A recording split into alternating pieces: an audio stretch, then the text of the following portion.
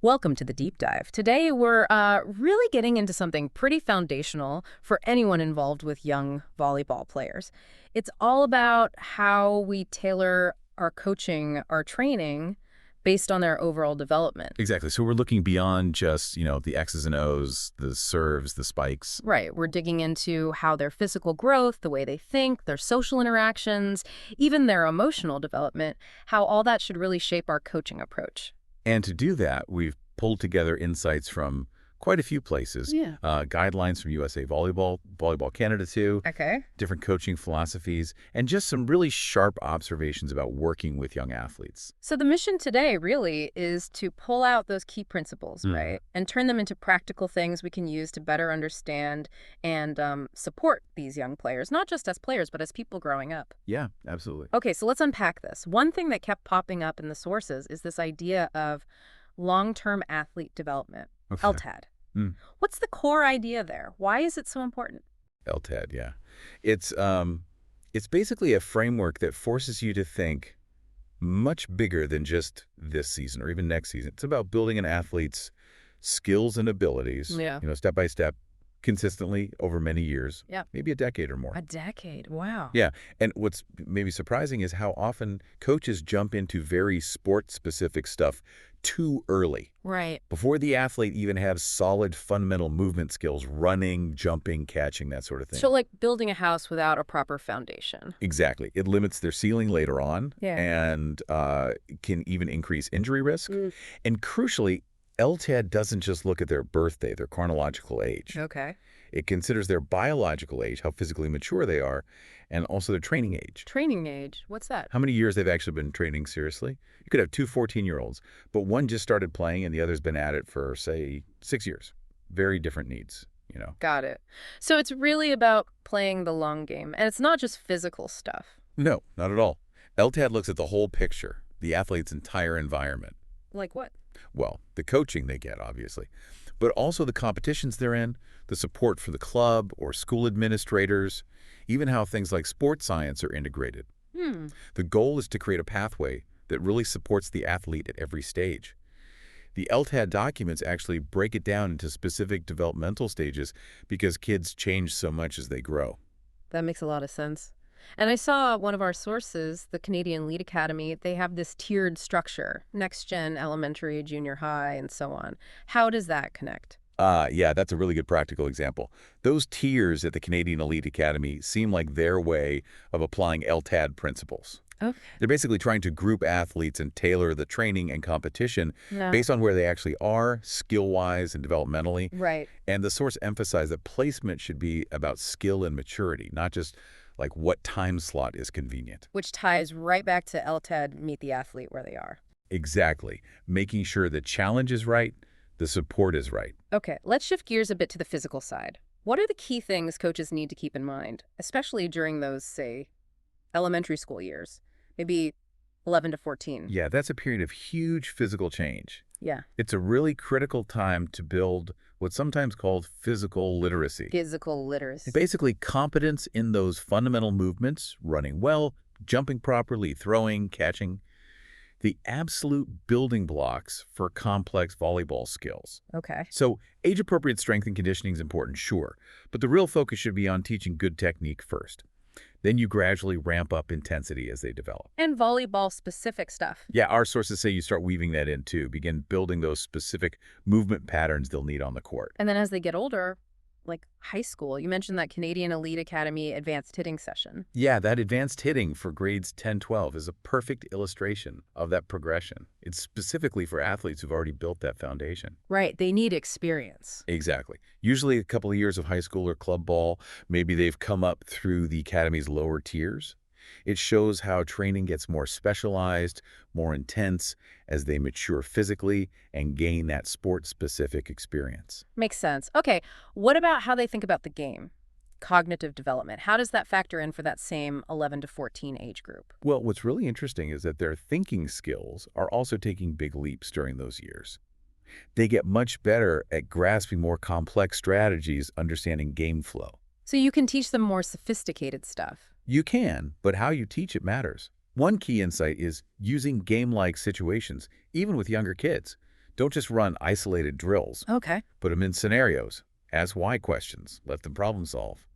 That active learning tends to stick much better than just being told what to do. So foster that critical thinking on the court. Precisely. Yeah. Coaches need clear instructions. Yeah, the sources point that out. But it's also about nurturing their decision-making, helping them understand the why behind the tactics, not just executing them by rote. You want thinkers on the court, not just robots. Exactly. Adaptable players.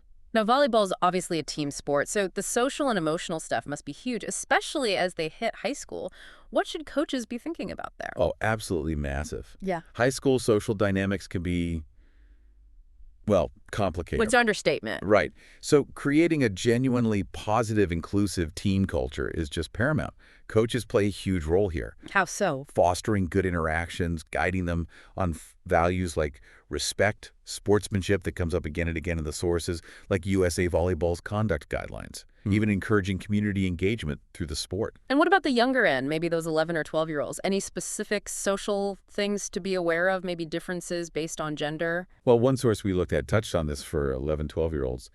It suggested for boys, focusing on teamwork, playing fair, respecting each other, helps build friendships and empathy. Okay. For girls, it highlighted creating a supportive space where they feel okay expressing themselves, sharing ideas, building healthy relationships that can really boost confidence and communication. Interesting nuances. Yeah, but the big takeaway across the board was the need for an inclusive environment for everyone.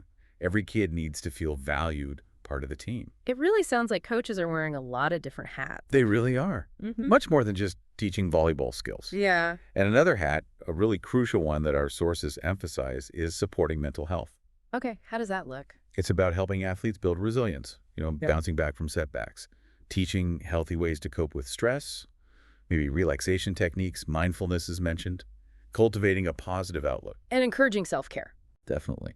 Making sure they prioritize well-being, and importantly, making it okay to seek support if they're struggling, knowing where to turn. Okay, so taking all this developmental stuff, physical, cognitive, social, emotional, how do coaches actually change what they do? How do they tailor their approach day to day? Well, big theme is using participant-centered coaching. Meaning? Creating an environment where the athletes feel heard, valued, where their input matters. It helps build that safe, inclusive culture we talked about. Right. And the Canadian Elite Academy source mentions something interesting, a non-interference policy for assistant coaches during drills. Oh, yeah. What's the idea there? It's about letting the coach running the drill implement their method without assistants jumping in with potentially conflicting advice. It allows for different teaching styles within the staff, but avoids confusing the players in the moment. That's smart. Consistency in the message during a drill.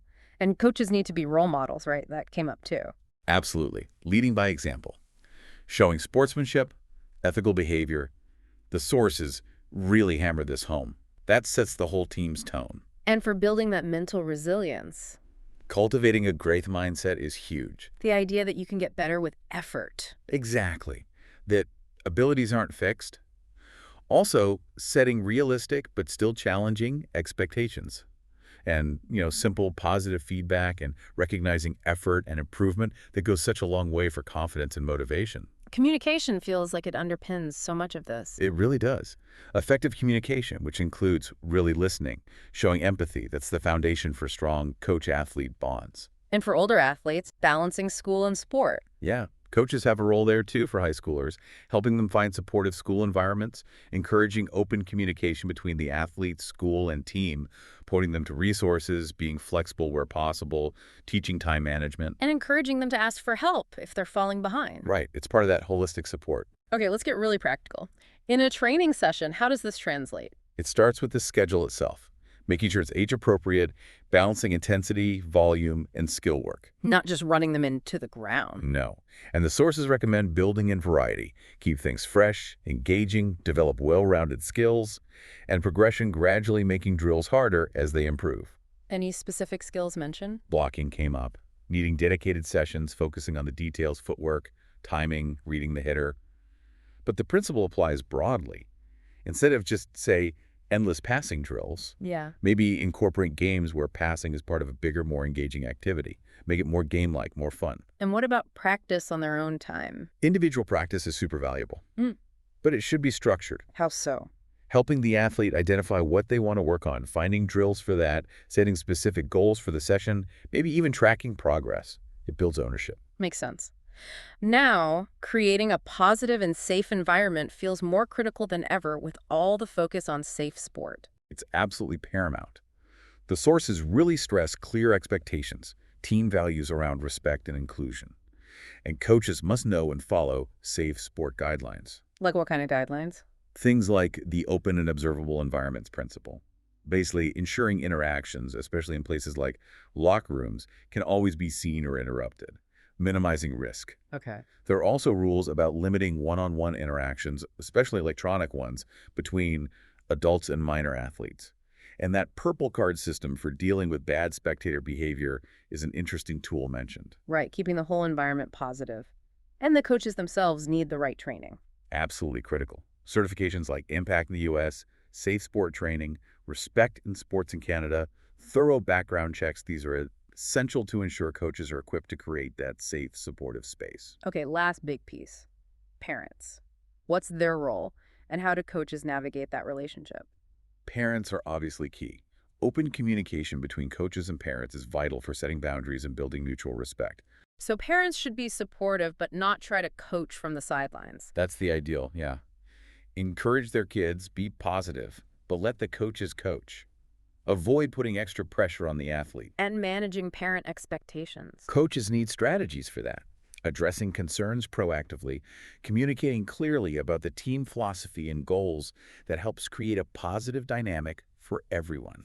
So if we boil it all down, it really sounds like great coaching for young volleyball players is way more than just drills and tactics. That's really the heart of it. It's about tailoring everything we do, training, communication, team culture, to support the whole athlete.